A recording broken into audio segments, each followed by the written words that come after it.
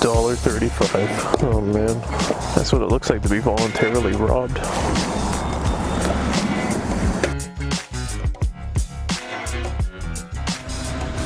Man, oh man, what do we have here? She's finally awake. I've been procrastinating long enough, I guess. It's finally time to get this girl up.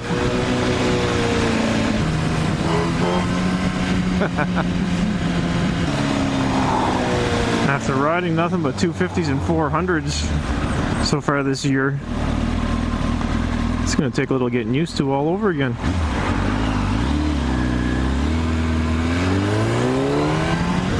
It took a little longer than I had hoped to get it out and running this year, but I guess I had a pretty good reason. I had a few things on my to-do list that I wanted to get at before I took the bike out. Had some parts starting to build up that I wanted to get installed, because once I get riding, that's it. I just never take the time to get anything like that done. I've been sitting on a G-Cat pipe for like over a year now. Figured it was time that went in. I also picked up a power commander and an ignition module and map switch and like half of a quick shifter.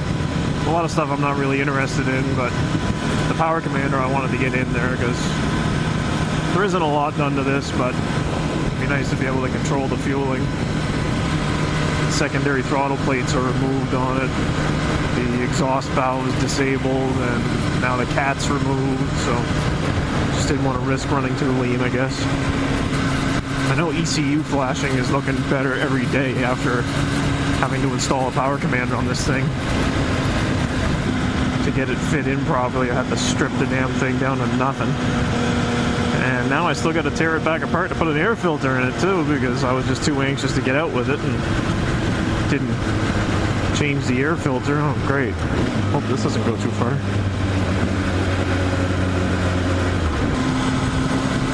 And of course, another good reason I had for not getting all this stuff done was we just picked up Tracy's 400 Ninja, so step outside and think, well, do I want to wrench on my bike all day, or do I want to go for a ride on this brand new bike? It's a tough choice.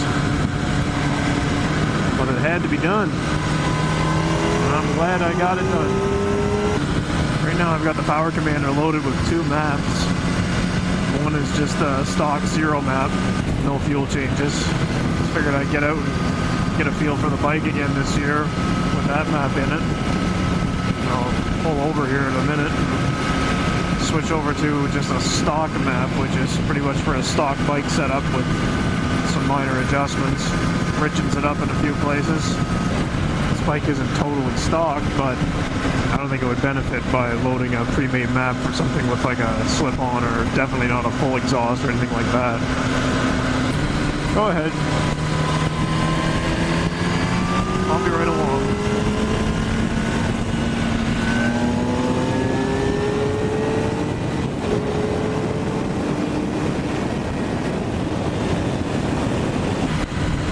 I must say, as fun as the 400 is, it just doesn't do that.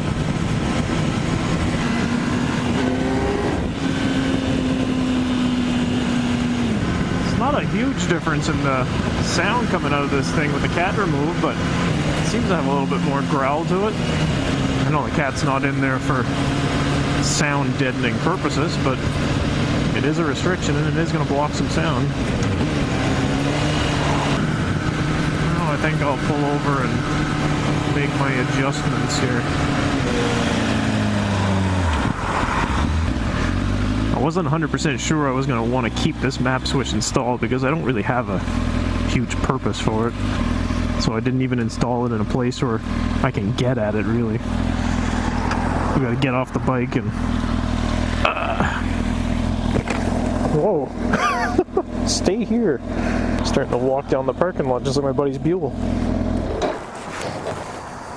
Alright. We are on map 1.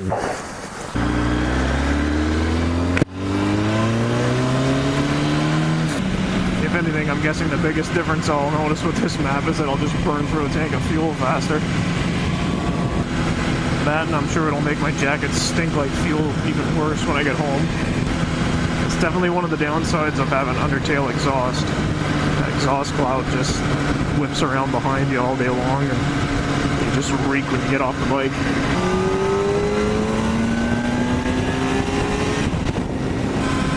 Maybe it's just the old placebo effect, but it seems to sound a lot different running on this map.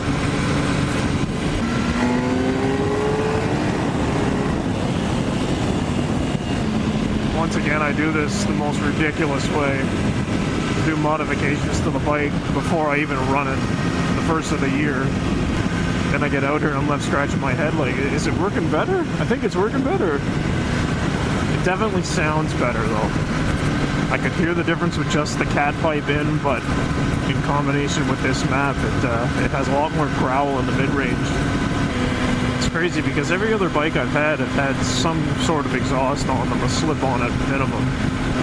This is the first one I've had with a stock exhaust that I've hung on to. I actually like the sound of it.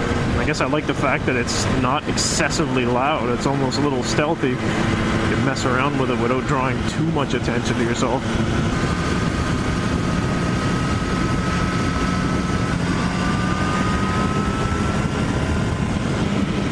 Shit.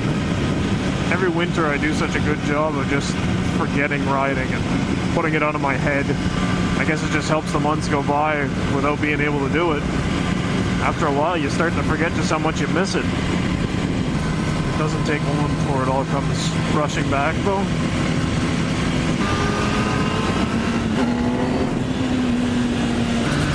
It really feels like it lightens up the front end in third gear a lot easier than it did before. Isn't exactly an overly warm evening, so what do? Head for the coast. Yeah, that's the place to be right now.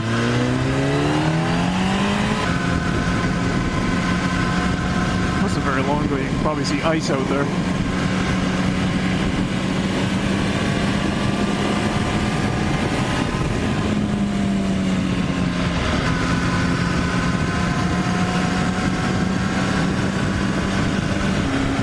Stefco, you're interrupting my fun.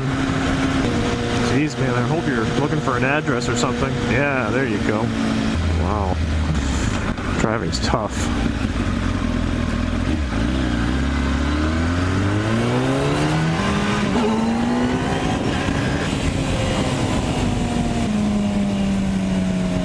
Right there, from 7 to 5,000 decelerating, man, it just growls. Figure I'll pull over and have a peek at this. I gotta get some Velcro to hold this down better. Everything still half-acidly in place. It was also really nice to see that the port seal I replaced last year didn't do any seeping over the winter. I have a feeling this bike may have sat for a while, unused, before I bought it. I didn't put a ton of miles on it the first year I had it, but it didn't get a lot of brakes either, so those seals were starting to dry up. It makes sense that one would have blown out, especially on the wonderful roads of this province. This one is like the exception to the rule. Most roads around here now are only fit to ride on with like the KLX. Some of the ones that we used to ride on regularly with the street bikes, geez, I don't know if I take my fucking four-wheel drive truck on them anymore.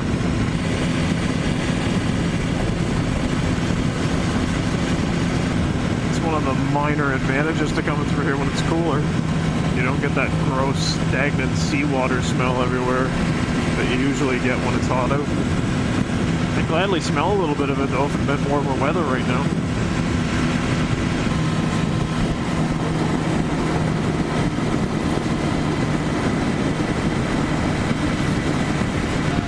In the camper can still pick that up. A little rattly buzz coming from the ignition on this thing.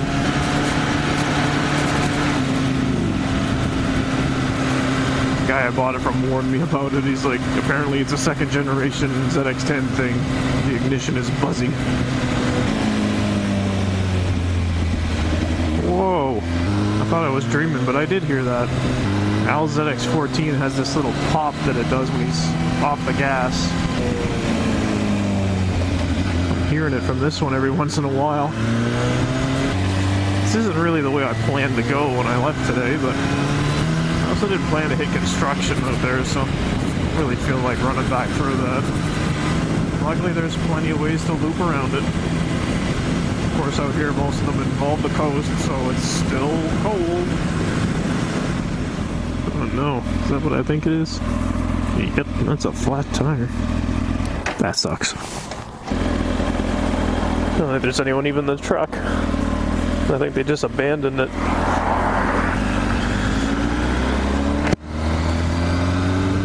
That's one thing about my heavy-ass 10-ply Duratracks that I got on my truck. They're heavy, they kill fuel mileage, but the odds of me sitting in that position are pretty low. I've gotten away from every cruiser I've met so far today. Must be just an early season thing. Once the warm weather sets in, they're like, fuck that. No more ways for sport bikes.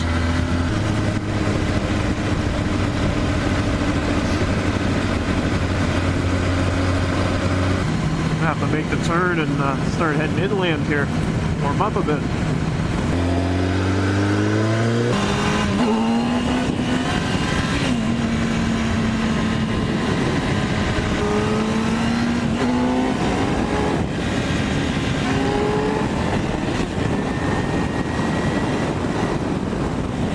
It's always annoying doing this stuff during the week.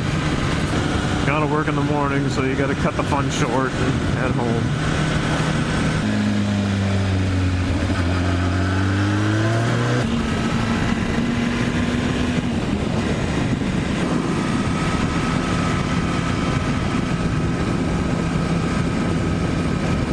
I can't remember if I had a full tank of fuel when I parked this, but I've only got 100 kilometers on it right now. The fuel light just lit up at me. That is exactly half what I usually get. I haven't even been riding like a total asshole with it either. Man, oh man, I hope this thing was not full. I guess I'll go top it off right now and we'll run this map for another full tank and then I'll know for sure. I remember a few years back I loaded up a Muzzy map into the ZX-12 and man, it worked great, but I came home just reeking like gas and it cut my fuel mileage like under half. It was fun for a little while, but had to get that one out of there. Back to zero. We'll see how thirsty you really are. $1.35. Oh man, I hate this country great. That's what it looks like to be voluntarily robbed. Well, this has been fun, but I better head home. So until we do it again. Oh, and if you haven't already, subscribe to the damn channel, would you? I mean, if you're still watching at this point, you probably should. So until the next one, later guys.